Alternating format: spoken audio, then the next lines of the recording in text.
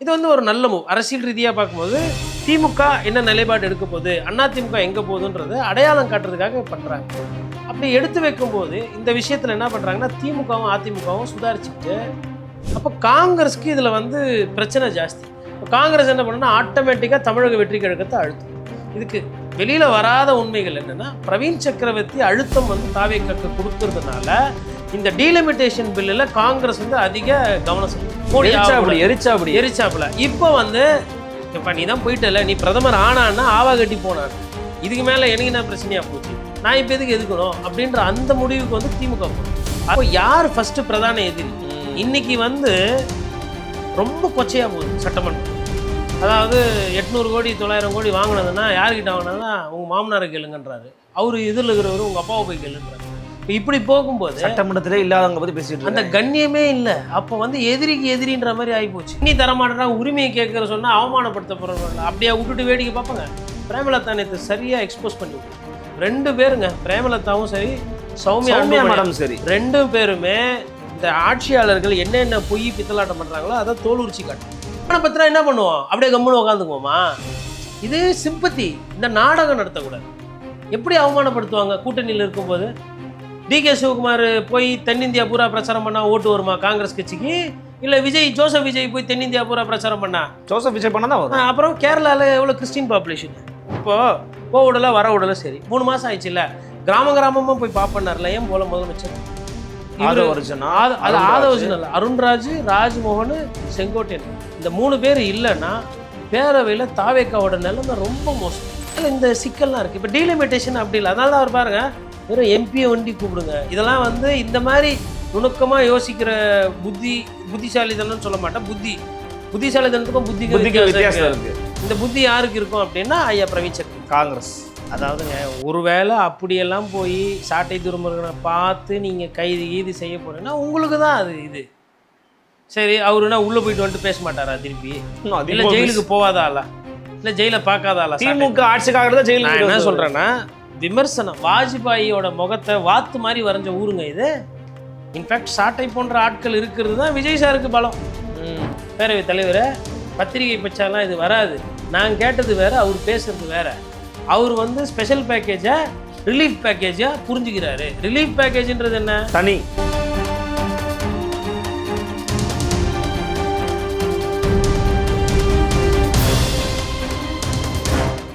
Fourth state Tamil நேயர்களுக்கு அருள்மொழிவர்மனின் அன்பார்ந்த வணக்கங்கள். இது உங்கள் ஃபோர்த் ஸ்டேட் தமிழ் வழங்கும் பெருதுகள் நிகழ்ச்சி. நம்மோடு இன்றைக்கு மீண்டும் இணைகிறார் அன்பு வணக்கத்தின் ஆசிரியரும் மூத்த பத்திரிகையாளருமான திரு கோடீஸ்வரன் அவர்கள். வணக்கம்.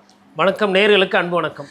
தொடர்ச்சியாக உங்களுடைய பயணத்தை பார்த்துக்கிட்டு இருக்கோம். அன்பு வணக்கத்திலே உங்களுடைய கருத்துக்களை கேட்டுக்கிட்டு இருக்கோம். மனமார்ந்த வாழ்த்துக்கள். ஃபர்ஸ்ட் ஆஃப் ஆல், இன்னைக்கு நீங்கள் பார்த்துருப்பீங்க, தமிழகத்தினுடைய எம்பிக்கள் கூட்டத்தை கூட்டி டீலிமிட்டேஷனுக்கு எதிராக ஒரு கருத்துக்களை கேட்பதற்காக முதலமைச்சர் விஜய் அவர்கள் வந்து ஒரு முயற்சி எடுத்திருந்தார்.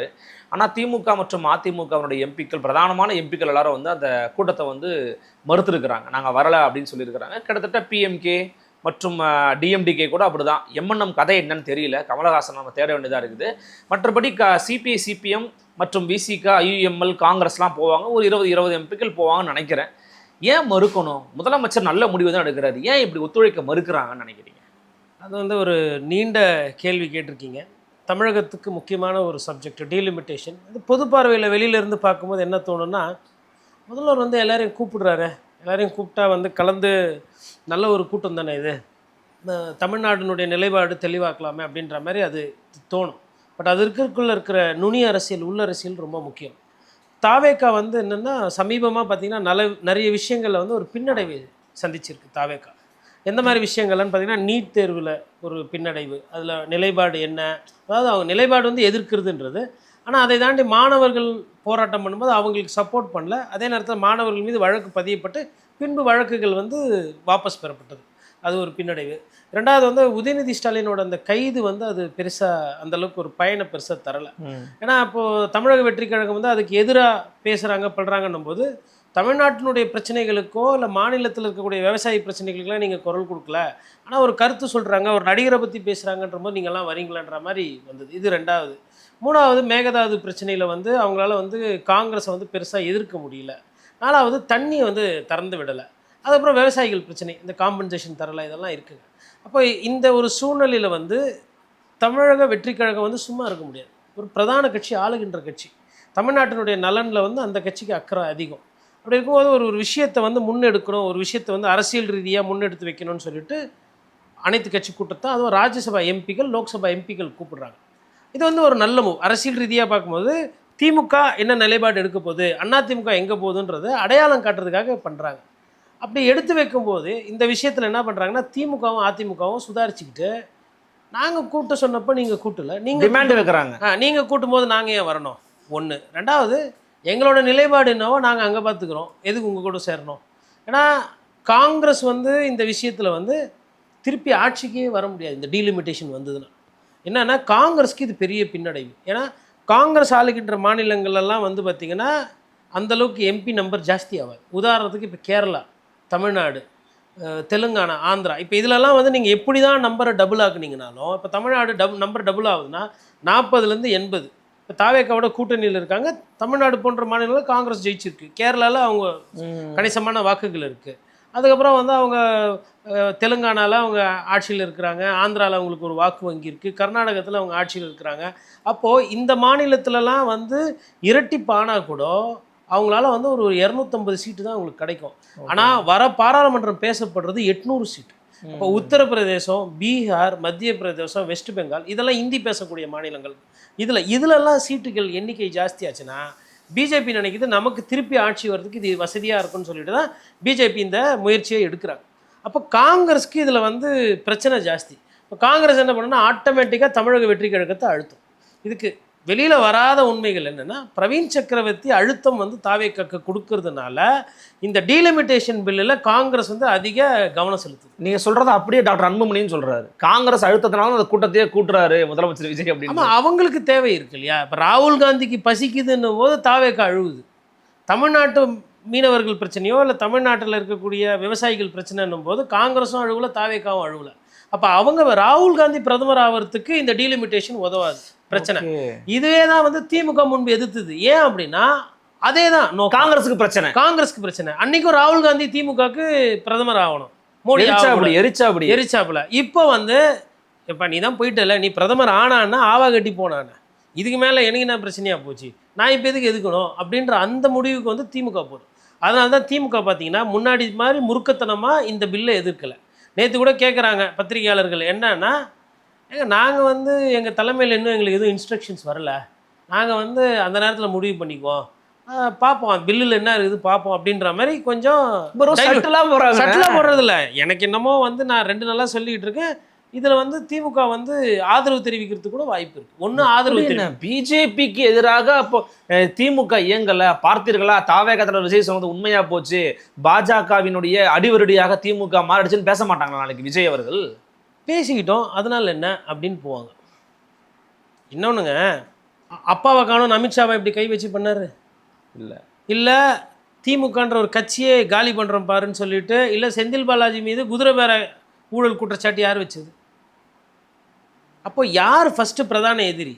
இன்னைக்கு வந்து ரொம்ப கொச்சையாக போகுது சட்டமன்றம். அதாவது 800 கோடி 900 கோடி வாங்கினதுன்னா யார்கிட்ட வாங்கினதா, உங்கள் மாமனாரை கேளுங்கன்றாரு. அவர் இதில் இருக்கிறவர் உங்கள் அப்பாவை போய் கேளுன்றாங்க. இப்போ இப்படி போகும்போது சட்டமன்றத்திலே இல்லாதவங்க பற்றி பேசிட்டு அந்த கண்ணியமே இல்லை. அப்போ வந்து எதிரிக்கு எதிரின்ற மாதிரி ஆகிப்போச்சு. ஒன்று நீ இல்லை நான்ற மாதிரி வருது. அந்த சூழ்நிலையில் தாவேக்காவும் எதிரி, கூட விட்டுட்டு ஓடி போன காங்கிரஸும் எதிரி. நான் எதுக்கு தேவையில்லாமல் ஊராமுட்டு பஞ்சாயத்துக்கு போகணுன்னு கூட நினைப்பாங்கல்ல. இப்போ எனக்கு முதலமைச்சராக இருக்கணும், யாருன்னா பிரதமர் ஆகிக்குங்க, அதுக்கு நம்பர் ஏறினா என்ன இறங்கினா என்ன? நேற்று வரை நீ என் நண்பன், பிரதமர் ஆனால் எனக்கு வாய்ப்பு, நீட்டு தேர்வு ரத்தோ இல்லை வந்து மந்திரி சபையில் வந்து அமைச்சரவையில் நாங்கள் டிஆர் பால் அமைச்சராவார், தயநிதி மாறன் அமைச்சராவார், எனக்கு ஆதாயம் இருந்தது. எனக்கு இப்போ எந்த ஆதாயமே இல்லையா? இப்போ காங்கிரஸ் நாளைக்கு பிரதமர் ஆனால் யாரெல்லாம் ஆவாங்க? அதில் தாவேக்கா அமைச்சர் ஆவாங்க. அதுக்கு எதுக்கு நான் உதவி பண்ணோம்? இங்கே இதில் வந்து மாநில சுயாட்சிக்கு எதிர் இதெல்லாம் வந்து இனிமேல் தாவேக்கா பேசும், யாரை எதிர்த்து திமுக பேசும். சரிப்பா பேசிக்க, உங்கள் ஆளுங்களுக்கு அப்படியே பயங்கரமாக நுனி அரசியல் தெரிஞ்சிடும். நான் கூட தான் பிஜேபி எதிர்த்தேன், எனக்கு யார் ஓட்டு போட்டா? போன தேர்தல் சட்டமன்ற தேர்தலில் பிஜேபி உள்ளே வந்துடும் தான் இவங்க பிரச்சாரம் பண்ணாங்க, ஓட்டு போடல. அதனால் நாங்கள் அதை மாற்றிக்கிறோம். அது அதிமுக பொறுத்தவரைக்கும் வெயிட் அண்ட் வாட்ச்.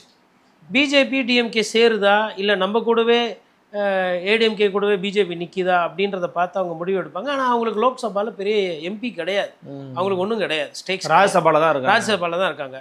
அப்போது மற்ற இந்த ராஜ்யசபாவில் இருக்கிறவங்கலாம் பார்த்தீங்கன்னா இப்போ கமல் அவர்கள் இருக்கார், நல்ல வேளை அவரை ஞாபகப்படுத்துனீங்க. அவரை மறந்துட்டேன் நான். மக்கள் நீதி மையம்னு ஒன்று இருந்ததையே கம்ப்ளீட்டாக மறந்து அப்பாவை காணுங்கிற மாதிரி கமலையாவை காணுன்ற மாதிரி கமலையாவை காணுன்ற மாதிரி. அதுதான் இந்த மாதிரி ராஜ்யசபாலாம் தூக்கி பெருசாக பொலிட்டீஷியனாக இல்லாதவங்களுக்கு கொடுத்தா இதான் நடக்கும். என்ன கேட்டால் அந்த காங்கிரஸில் வந்துட்டு ஒரு ராஜ்யசபா கொடுத்தாங்க இல்லைங்களா தாவேக்கா, ஆமாம், அதுவும் கமல் அவர்களுக்கு கொடுத்ததும் கிட்டத்தட்ட வேஸ்ட்டு. தமிழ்நாடு இவ்வளோ பிரச்சனை நடக்குது. நீட்டு பிரச்சனை நடந்தது, மேகதாது பிரச்சனை நடந்தது, விவசாயிகளுக்கு போராட்டம் இருக்குது, கரண்ட்டு பில்லு கூடுது, மத்திய அரசு டீலிமிட்டேஷன் கொண்டு வருது. ஒன்று ஆமாம் இல்லை இல்லை, எதனா ஒரு அரசியல்வாதினா கருத்து சொல்லலை. நீங்கள் பாட்டு ராஜ்யசபா பொறுப்பை வாங்கி வச்சுன்னு ஊறுகாய் போட்ட மாதிரி வச்சுட்டு இருக்கீங்க. இல்லை அவர் கூட நீங்கள் ஞாபகப்படுத்துனீங்கன்னா பிரவீன் சக்கரவர்த்தி ஐயா என்ன பண்ணுறாருன்னா போய் ஃபினான்ஸ் மினிஸ்டர் போய் பார்க்குறாரு. ஹிந்துவில் பிஸ்னஸ் லைன் நினைக்கிறேன், ஐ திங்க் ஸோ. என்ன போட்டிருக்காங்கன்னா கீழே வந்து தமிழ்நாடோட ஃபினான்ஸ் அட்வைசர் அப்படிங்கிற மாதிரி ஒரு பொறுப்பெல்லாம் போட்டிருக்காங்க. அவர் எம்பின்னு தான் நமக்கு தெரியும். அவருக்கு ஒரு பொறுப்பு கொடுத்துருக்குறாங்க அப்படிங்கிறத ஹிந்து படித்தா தான் தெரிஞ்சுக்க முடியுது. இது ரொம்ப ஆச்சரியமாக இருக்குது நமக்கு. ஆச்சரியன்றதை தாண்டி நிறைய ரகசியங்கள் வந்து தமிழக வெற்றி கழக ஆட்சியில் வந்து இருக்குது. எதுவுமே வந்து வெளியில் சொன்னால் தான் தெரியுது. டிரான்ஸ்பரன்சி இல்லாமல். அதாவது இந்த தமிழ்நாட்டினுடைய முதலமைச்சர் வந்து பெங்களூருக்கு போகிற முடிவு யார் எடுத்தது, அமைச்சர்கள் முன்னுக்கு பிறனா மாற்றி மாற்றி பேசுகிறாங்கன்னு பேரவையில் சட்டமன்ற கூட்டத்தொடரில் கேள்வி கேட்டதுனால நேற்று அவர் வாயை திறந்து சொல்கிறாரு, ஆமாம் நான் எடுத்த முடிவு, போய் நான் அவமானப்பட்டாலும் பரவாயில்ல, தமிழர்களுக்காக நான் தமிழர்கள் அது அதாவது ஃபஸ்ட்டு பாதி உண்மை, அவர் எடுத்த முடிவு உண்மை. இதில் அவமானப்படுறதுக்கு என்ன இருக்குது? போவே இல்லையே நீங்கள் தான். இல்லை இப்போ தண்ணி தரமாட்டா உரிமையை கேட்குற சொன்னால் அவமானப்படுத்த போகிறோம். அப்படியே விட்டுட்டு வேடிக்கை பார்ப்பாங்க. பிரேமலதா நேற்று சரியாக எக்ஸ்போஸ் பண்ணி விட்டாங்க. 2 பேருங்க, பிரேமலதாவும் சரி சௌமியா மேடம் சரி, 2 பேருமே இந்த ஆட்சியாளர்கள் என்னென்ன பொய் பித்தலாட்டம் பண்ணுறாங்களோ அதை தோல் உரிச்சி காட்டுறாங்க. அதாவது சரி நியாயமாக பேசிக் பேசணும். நான் போனால் எனக்கு அவமானம், அது எப்படி அவமானப்படுத்திடுவாங்க? ஒரு முதலமைச்சர், தமிழ்நாட்டினுடைய முதலமைச்சர் எப்படி அவமானப்படுத்த? இல்லை தண்ணியை கொடுக்க முடியாதுங்க, போங்கன்னு சொல்லிடுவாங்க. அப்படி இருந்தாலும் பரவாயில்ல, நான் உங்களுக்காக அவமானப்பட்டு வரேங்கிறது. சரி, 2 இந்த காங்கிரஸ் கூட்டணி இருக்குல்ல, கூட்டணி இருந்து வெளியில் வருது, ராகுல் காந்தி முஞ்சானியாக ஜெயிச்சு எப்படி நீ தமிழ்நாட்டில் 40 சீட்டு ஜெயிக்கிற பார்க்குறேன்னு சொல்லுங்க. அவமானப்படுத்தினா என்ன பண்ணுவோம்? அப்படியே கம்முன்னு உட்காந்துக்குவோமா? இது சிம்பத்தி. இந்த நாடகம் நடத்தக்கூடாது. எப்படி அவமானப்படுத்துவாங்க கூட்டணியில் இருக்கும்போது? டிகே சிவகுமார் போய் தென்னிந்தியா பூரா பிரச்சாரம் பண்ணால் ஓட்டு வருமா காங்கிரஸ் கட்சிக்கு? இல்லை ஜோசப் விஜய் போய் தென்னிந்தியா பூரா பிரச்சாரம் பண்ணா? ஜோசப் விஜய் பண்ணா தான் வரும். அப்புறம் கேரளாவில் எவ்வளோ கிறிஸ்டின் பாப்புலேஷன், அவர் ஃபேன்ஸே எவ்வளோ இருக்கிறாங்க கேரளாவில், தெலுங்கானாவில், கர்நாடகாவில், எல்லா இடத்துலையுமே ஒரு படம் ஓடுதா, பாண்டிச்சேரி உட்பட. அப்புறம் இன்னைக்கு தேதிக்கு வந்து காங்கிரஸுக்கு விஜய் வேணும், விஜய் தேவை. அப்படி இருக்கும்போது இவர் ரைட் ராயலாக பேசுகிறத விட்டு இவர் இங்கேயே உக்காந்துக்கிட்டு போகாமல் கொள்ளாமல் கேட்டால் அசிங்கப்பட்டா பரவாயில்ல, அவமானப்பட்டா பரவாயில்ல. என்ன எதுக்கு இந்த இந்த இந்த சிம்பத்தி கார்டு எடுத்து தூக்கி போனோம்? ஆனால் நான் பாவம், என்னை அவமானப்படுத்துகிறாங்க, என்னை அசிங்கப்படுத்துகிறாங்க, என்னை வந்து போக விடலை, என்னை வர விடலை. இப்போது போக விடலை வர விடலை, சரி 3 மாதம் ஆயிடுச்சு இல்லை, கிராமமாக போய் பார்ப்பண்ணார்ல, ஏன் போல முதலமைச்சர் தெரியல. ஒரு சில விஷயம் அவர் பாராட்டுற மாதிரி இருக்குது, ஒரு சில விஷயம் ஏன் அப்படி பண்ணுறாரு, எதுக்கு அப்படி பண்ணுறாருன்னு தெரியல. நல்ல புதிய இளம் அமைச்சர்களுக்கெல்லாம் வாய்ப்பு கொடுத்துருக்குறாரு. ஊழலுக்கெல்லாம் எதிராக பேசுகிறோன்றாங்க, தடுக்க முயற்சி பண்ணுறோன்றாங்க. அதெல்லாம் பார்க்கும்போது நல்லா இருக்குது. ஒரு சில நேரத்தில் வந்து அவர் எடுக்க வேண்டிய முடிவு, ஒரு முதலமைச்சரை பேச விட்டுட்டு அந்த அந்த அவைக்கு வந்து வேல்யூ சேர்த்துவீங்களா? முதலமைச்சர் பேச மாட்டார், அவர் பேசுவார், இவர் பேசுவாருன்றீங்க. தோனி ஆடணுன்னா தோனி ஆடினா தான் அந்த மேட்சுக்கு மரியாதை. கேப்டனோட கிக்குன்னு ஒன்று இருக்குது. இப்போ ஃபுட்பாலில் நிறைய 9-11 பேர் ஆடுறாங்கனாலும் அந்த ஒருத்தர் இருக்கார் பாருங்க, அந்த ஸ்ட்ரைக்கர் கேப்டனே கோல் அடித்து ஜெயிக்கிறாருன்னா அது கதை வேறு, அது ஒரு சந்தோஷம். எஸ், டீம் ஜெயிக்கும், அது வேறு விஷயம். கேப்டன் என்ன ரோல் ப்ளே பண்ணார், எப்படி கேப்டன்சி பண்ணார், எங்கே லீடர்ஷிப்பு அப்படின்னும் போது அமைதியாக உட்காந்துட்டு இருக்கிறீங்க, ஆளுக்கு பேசிகிட்டு இருக்கிறாங்க. ராஜ்மோகன், அப்புறம் ஆதவர்ஜுன், அருண்ராஜ், ராஜ்மோகன், செங்கோட்டையன், இந்த 3 பேர் இல்லைன்னா பேரவையில் தாவேக்காவோட நிலைமை ரொம்ப மோசம். இந்த 3 பேர் காப்பாற்றி விட்டுக்கிட்டு இருக்காங்க, கூட ஜேசிடி பிரபாகரன் சார். ஏன்னா அவர் கொஞ்சம் நல்லா பண்ணுறாரு, உண்மையாக நல்லா பண்ணுறாரு. அதாவதுங்க இந்த கூட்டத்தொடரில் இதுவரையிலும் பார்த்தீங்கன்னா ஒரு அற்புதமான பர்ஃபார்மன்ஸ் பார்த்தா ஜேசிடி பிரபாகரன். இங்கே அதாவது நான் ஒரு பத்திரிகையாளராக நம்ம என்னென்னா அவங்கவுங்க இடத்துல இருந்து பார்க்கணும். இப்போ உதயநிதி அவர்களோட பிரச்சனை உதயநிதி காலிலேருந்து பார்க்கணும், விஜய் அவர்களோட பிரச்சனை விஜயோட ஷூஸ்லேருந்து பார்க்கணும், ஜேசிடி பிரபாகரோட பிரச்சனையை அவர் இடத்துலேருந்து பார்க்கணும். வழக்கமாக 2 கட்சிகள் தான் நம்ம பார்ப்போம் ஃபேஸ் ஆஃப். ஒன்று டிஎம்கே இருக்கும், ஏடிஎம்கே இருக்கும். இந்த வாட்டி என்னென்னா 3 பெரிய கட்சிகள். சரி அதிமுக 3வது போயிடுச்சேன்னா இபிஎஸ்மே ஏஞ்சி பேசுறாரு. இப்போ இன்னைக்கு முதலமைச்சர் பேசும்போது எஞ்சிக்கிறாரு. பிரச்சனை நான் பேசுறேன், எனக்கு வாய்ப்பு கொடுன்றாரு அவரு. இத்தனைக்கும் அவர் கேமராவில் காட்டலன்னா அது ஒரு சர்ச்சை. அப்போ என்னெல்லாம் காட்ட மாட்டீங்களா? அப்போ அதிமுக என்னன்னா அவரு ஒரு சைடு பிரச்சனை. அதே மாதிரி உதயநிதி வந்து is giving counter to counter. Vijay அவர்கள் பேசும்போது இவர் பேசுறாரு, அவர் பேசுறாரு, மற்ற அமைச்சர்கள்லாம் வராங்க. உதயநிதி வந்து 1:4 1:5 ஆடுறாரு. அதே மாதிரி இபிஎஸ் வந்து இன்னும் போக இன்னும் சார்ஜ் ஜாஸ்தி ஏற்றுவார்னு நினைக்கிறேன்.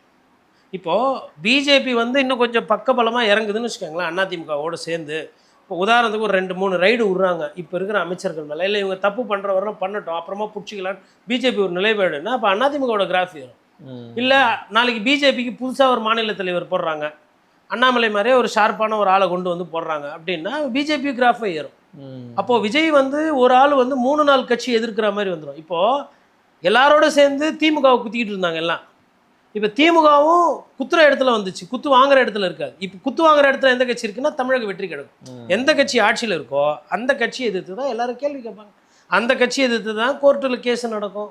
அந்த கட்சி எதிர்த்து தான் பத்திரிகை கேள்வி கேட்கும். பொதுமக்கள் கோரிக்கையை அங்கே தான் வைப்பாங்க. இந்த மாதிரி சிக்கல்கள் நிறைய இருக்குது தாவேக்கா. இல்லை இதில் நீங்கள் சொல்கிற மாதிரி பார்த்தீங்கன்னா அந்த டீலிமிடேஷனை எதிர்த்து விஜய் அவர்கள் செயல்படுறாருன்னு சொல்கிறாங்க. ஆனால் இவங்க வைக்கிற டிமாண்ட் என்னன்னா அனைத்து கட்சி கூட்டத்தை கூட்டு, அது நாங்கள் சொல்லும்போது கூட்டலை, இப்போ மட்டும் நீங்கள் பண்ண நான் வரணுமான்னு கேட்குறாங்கல்ல. அப்போ அனைத்து கட்சி கூட்டம் கூட்டுறதுல முதலமைச்சருக்கு இருக்க கூட நெருக்கடி என்ன நீங்கள் நினைக்கிறீங்க? அதாவதுங்க அந்த கட்சி ஃபஸ்ட்டு மேகதாது கூப்பிட்டா ஏன் 2 மாதமாக செயல்படலைன்னு ஃபஸ்ட்டு கேள்வி வரும். ஜூன் 12 திறக்கணும்னு தெரியும். ஜூன் 1 நம்மக்கிட்ட இருக்கிற தண்ணி அளவு தெரியும். அவங்க தண்ணி தர்றதில்ல. அவங்க அணையெல்லாம் ஃபுல் பண்ணிக்கின்னு நிரப்பிக்கின்னு மிச்சம் மீதி உபரியை தான் அவங்க நம்மக்கிட்ட விட்றாங்கன்றது தெரியும். ஏன் செயல்படலைன்னு கேள்வி வரும். சட்டமன்றத்தில் கேட்கும்போது பேரவைத் தலைவரை வச்சு நீங்கள் மடைமாற்றம் பண்ணலாம், இல்லை கேள்வி வந்து கேட்ட இது ஒண்டி பேசுங்க, மேகதாது ஒண்டி பேசுங்க, காவேரி திறந்து விடுறது அது தனி சப்ஜெக்ட்டு, அதுக்கப்புறம் விவசாயிகளுக்கு வந்துட்டு நிவாரணம் தருது அது தனி சப்ஜெக்ட்டு, இது தனி சப்ஜெக்ட்டுன்னு சொல்லலாம். ஆனால் நீங்கள் அனைத்து கட்சி கூட்டத்தில் அப்படி பேச முடியாது. எல்லாருக்கும் அவங்கவுங்களுக்கு என்ன தெரியும், அவங்கவுங்க என்ன படுத்தணுமோ அதை பேசுவாங்க. அதனால் அனைத்து கட்சி தவிர்த்தாச்சு. ஒன்று. இன்னொன்று, அனைத்து கட்சியில் அந்த சைடு இருந்து பிரச்சனை பண்ணுறது காங்கிரஸ். உட்கார வச்சு அமைச்சர் விஸ்வநாதன் ராஜேஷ்லாம் இருக்கும்போது மற்ற கட்சிகளே இல்லை அவங்க அந்த மீட்டிங் அமைச்சர்கள் கலந்துக்கிறாங்களோ இல்லை எப்படின்னு தெரியாது. ஒருவேளை கலந்துக்கிட்டாங்கன்னா அவங்கள உட்கார வச்ச நாக்கு பிடுங்குற மாதிரி கேள்வி கேட்பாங்க.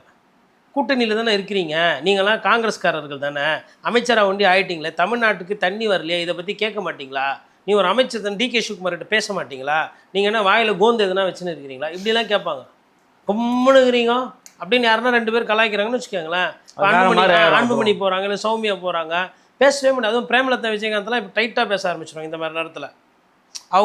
அவங்க வந்து எப்படின்னா அந்த கொஞ்ச நேரத்துக்கு தான் அவங்க அந்த ஒரு அமைதியாக இருப்பாங்க அந்த கூட்டணி பேசுகிற நேரத்தில். அது முடிஞ்ச உடனே அவங்க வந்து அவங்களோட நிலைப்பாடே ஒரு மாதிரி தனியாக இருக்கும். இப்போ விஜய் பிரபாகர் என்ன பண்ணிட்டாரு, ஓடு ஓடு ஓடு ஓடு நிற்காமல் ஓடு ஓடுன்னு பாட்டு பாடி அவர் ஒரு இதானார் இல்லையா. அந்த மாதிரி அவங்க அட்டாக் பண்ண ஆரம்பிச்சிட்டாங்கன்னா சிக்கல். நல்ல வேளை அவர் ஜெயிச்சு உள்ளே வரல. விஜய் பிரபாகர் வந்திருந்தால் இன்னும் சவுண்டு ஜாஸ்தியாக இருந்திருக்கும். அதே மாதிரி இப்போ சீமான் அவர்களும் மேபி ஆல் பார்ட்டி மீட்டிங் கூப்பிடலன்னா மீட்டிங்க்கு உள்ளே என்ன சத்தம் இருக்குதோ அதை விட வெளில அதிகமாக இவர் சத்தம் போட்டுன்னு இருப்பார்.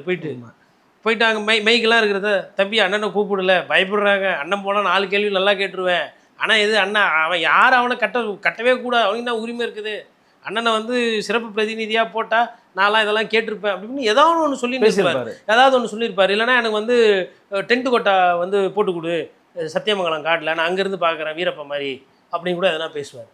இதெல்லாம் அதாவது அவர் பேசுகிறது வந்து என்னென்னா அந்த சீரியஸான விஷயம் போயிட்டு இருக்கும்போது அவங்க டிஸ்டர்ப் ஆவாங்க. அதனால் இந்த சிக்கல்லாம் இருக்குது. இப்போ டீலிமிட்டேஷன் அப்படி இல்லை. அதனால தான் அவர் பாருங்கள் வெறும் எம்பியை வண்டி கூப்பிடுங்க. இதெல்லாம் வந்து இந்த மாதிரி நுணுக்கமாக யோசிக்கிற புத்திசாலித்தனம்னு சொல்ல மாட்டேன், புத்திசாலித்தனத்துக்கும் புத்திக்கும் வித்தியாசம் இருக்குது. இந்த புத்தி யாருக்கு இருக்கும் அப்படின்னா ஐயா பிரவீன் சக்கரவர்த்தி.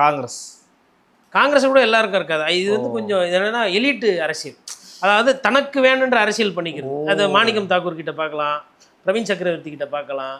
இந்த மாதிரி வகையான ஆட்கள் இருக்கிறாங்களே அவங்க வந்து எப்படின்னா எல்லா சூழ்நிலையும் நமக்கு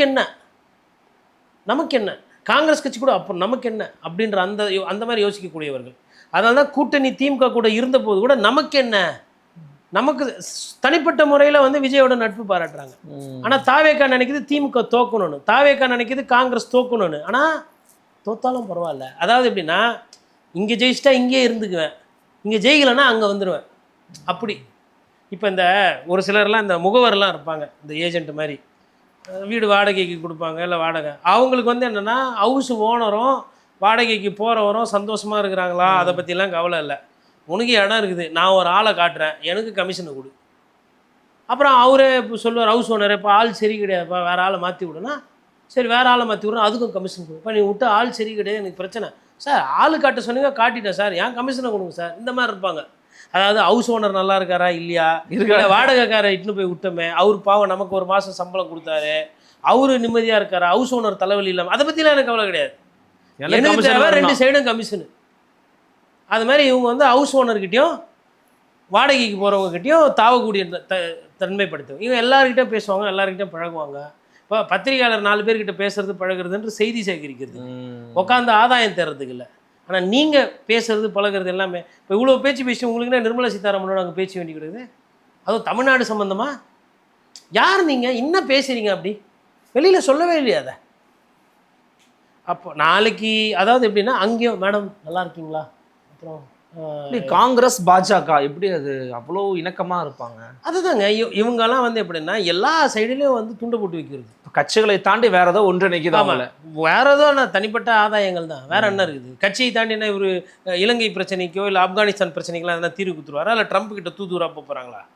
அவரும் வியூக வகுப்பு வியாபாரம் செய்பவர், அவ்வளோதான். அதை பண்ணிட்டு இருந்தார் ஃபர்ஸ்ட். இப்போ அரசியல்வாதியாக மாறிட்டார். நிறைய பேர் என்ன பண்ணுவாங்கன்னா வியூக வகுப்புன்றது அது ஒரு தனி பிஸ்னஸ், அது வியாபாரம். இப்போ எனக்கு கூட பிரசாந்த் கிஷோர் மாதிரி பண்ணுவாங்க. எனக்கு கூட நண்பர்கள்லாம் இருக்கிறாங்க, நானுமே அவங்க கூடலாம் பழகி இருக்கிறேன், பேசிக்கிட்டு இருக்கிறேன். அது வந்து வேறு ஒரு பத்திரிகையாளர் நம்பர், அவங்ககிட்ட நம்ம 4 தரவுகள் கேட்பாங்க, இது கரெக்டாக வருமானம். இவங்க வந்து எப்படின்னா இதை வைத்து அரசியல், அப்புறம் அரசியல்வாதியாக மாறுறது. இப்போ பிரசாந்த் கிஷோர் எப்படி அரசியல்வாதியாக மாட்டேன், அது மாதிரி இவரும் அப்படி தான். அதே மாதிரி ஏன்னா நோக்கன்றது வந்து என்னென்ன சேவைன்ற போர்வையில்.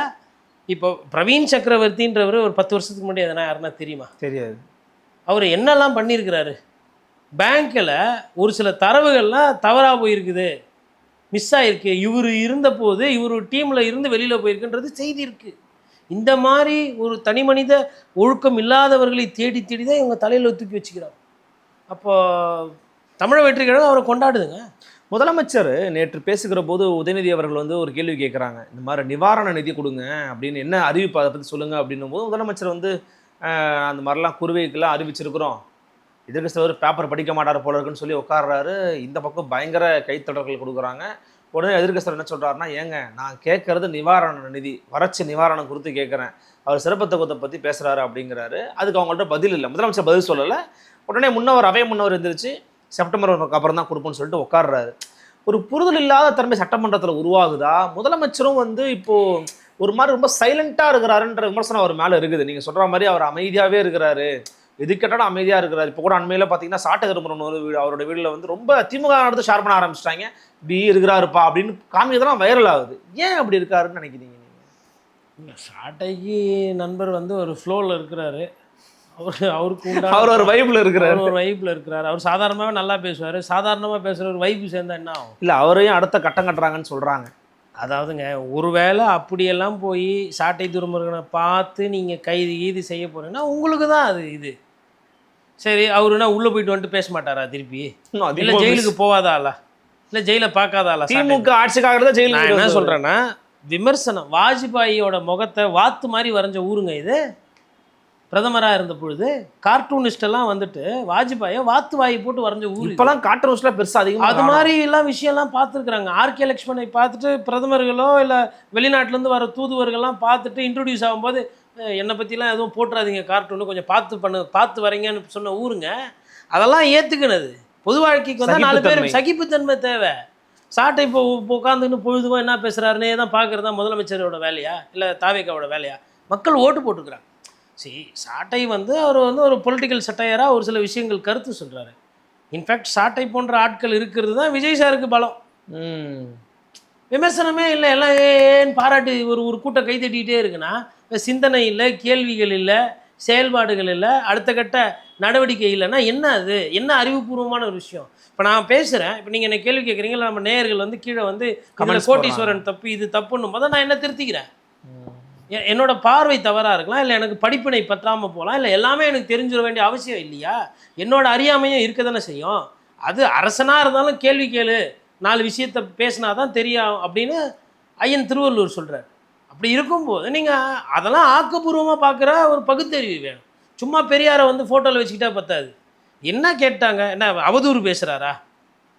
அதனால் அது மாதிரி விஷயங்களில் அரசு கவனம் செலுத்தக்கூடாதுன்றது என்னோட தாழ்மையான கோரிக்கை. அதுக்கு மேலே முதலமைச்சரோட அந்த ரெஸ்பான்ஸ் இல்லை, முதலமைச்சரோட அந்த ரெஸ்பான்ஸ் எப்படின்னா, இந்த அண்மையில் கூட பார்த்தீங்கன்னா இந்த காமன்வெல்த் கேம்ஸ்லாம் நடந்தது. அதில் இந்த 2 போட்டி ரொம்ப முக்கியங்க. ஒன்று ஜூடோ, இன்னொன்று ரெஸ்லிங். இந்த ஜூடோலையும் ரெஸ்லிங்லையும் அப்படின்னா முதுகு தரையில் பட்டுச்சுன்னா வந்து நீங்கள் தோற்றுருவீங்க. ஆனால் என்ன ஆகுனா, ஒரு அரை செகண்டில் என்ன வேணா ஆகும். பாயிண்ட் எடுக்க போய் திருப்பி போடும்போது உங்களோட வெயிட் மிஸ் ஆயிடுச்சு, இல்லை உங்கள் கால் பேலன்ஸ் மிஸ் ஆயிடுச்சுன்னா எதிரியோட முதுகு தரையில் படுறது பதிலாக சம்டைம்ஸ் உங்கள் முதுகு பட்டுரும்.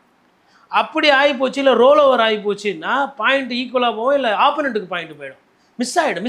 அதாவது நீங்கள் அட்டாக் பண்ண போய் கவுண்டர் அட்டாக் அவங்க பண்ணும்போது என்ன சம்டைம்ஸ் அவங்க ஜெயிச்சிருவாங்க. அந்த மாதிரி நேற்று என்ன ஆயிடுச்சுன்னா, முதல்வர் வந்து அட்டாக் போகிறாரு.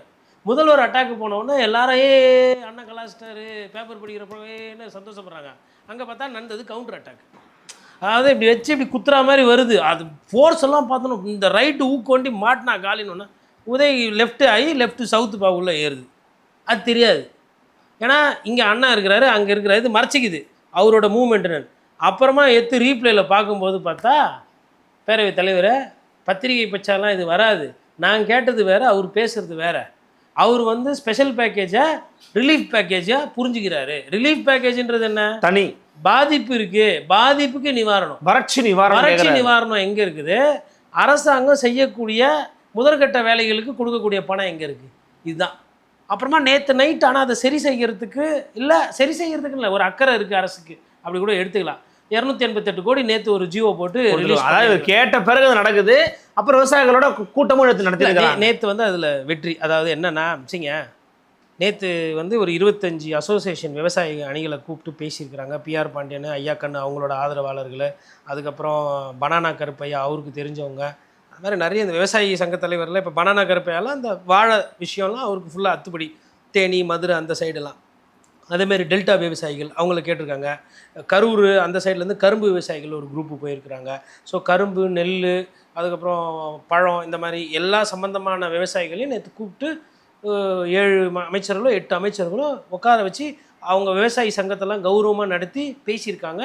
2 மணி நேரத்துக்கு மேலே விவாதிச்சிருக்காங்க. உள்ளபடியே அது வந்து சந்தோஷம். நேற்றுலாம் திட்டிகிட்டு இருந்த விவசாயிகள் வந்து நேற்று நைட்டு வந்துட்டு வெளியில் வந்து பத்திரிகையாளரை பாராட்டுறாங்க. அது உண்மையுடைய அரசுக்கு அது நல்ல பேர். அரசுக்கு நல்ல பேருன்றவொன்னே விஜய் சாரை காப்பாற்றி விட்டாங்க நேற்று அந்த 7-8 அமைச்சர், அப்படி சொல்லலாம். ஏன்னா அது நடக்குது. ஒரு சைடு விவசாயிகள் வந்து எங்களுக்கு வந்து கரும்புக்கு வந்து நாங்கள் கொள்முதல் விலை 4500 கேட்டோம், அது 4000 ரூபாய்க்கு வந்துச்சுன்னா கூட ஓகே, ஒரு 700 வந்து நீங்கள் கூட போட்டு கொடுங்க. ஆல்ரெடி ஒரு 3200 3300 மத்திய அரசு கொடுக்குது. அரசு வந்து ஒரு 700 கொடுத்துச்சுன்னா 4000 இருந்தால் கூட நாங்கள் சமாளிச்சுக்கோன்றாங்க. அதேமாதிரி பால் உற்பத்தியாளர்களுமே வந்து அவங்களுமே இப்போ பாராட்ட ஆரம்பிச்சிருக்காங்க. என்னென்னா இன்னும் யாருக்கும் எதுவும் செய்யறதா நம்பிக்கை தெரிவிக்கிறாங்க. அமைச்சர் வாக்குறுதி கொடுக்குறாங்க. நாங்கள் முதல்வர்கிட்ட பேசிட்டு இந்த கூட்டத்தொடர்லேயே உங்களுக்கு நிவாரணம் வாங்கி தரோம் அப்படின்றப்ப, நெல்லுக்கு கொள்முதல் விலை கூட தரோம், பாலுக்கு விலையை கூட்டி தரோம் அப்படின்ற மாதிரி சொல்கிறாங்க. அப்போ இதெல்லாம் சொல்லும்போது வந்து விவசாயிகளுக்கு வந்து ஒரு நம்பிக்கை தெரியுது. சரி பரவாயில்ல, நம்மளோட பிரச்சனைகளை அரசு வந்து செவிக்கு கொடுக்குறாங்க, செய்வாங்க, நம்புகிறாங்க, நம்பிக்கையோடு போயிருக்கிறாங்க. அவங்கள ஏமாற்றாமல் அரசு செஞ்சு கொடுத்துரும். ஏன்னா நேற்று காலையில் பார்த்தீங்கன்னா சாக்கு பையை வச்சுக்கிட்டு கோணி பையை வச்சுக்கிட்டு போராட்டம் பண்ணிட்டு இருந்தாங்க. தலைமைச் செயலக வாசலாக போராட்டம் பண்ணியிருக்காங்க. இவ்வளோ விஷயம் நடந்திருக்கு. தலைமைச் செயலகம் வரல வந்து பஞ்சாயத்து வந்ததுக்கப்புறம் அரசு வந்து அது சரியான திசையில் போகுது, ஆனால் ஸ்லோவாக போகுது. இப்போ நேற்று 288 கோடி அந்த அது என்ன பேக்கேஜ்னா, அதுவும் விவசாயிகளுக்கு காசு போகாது.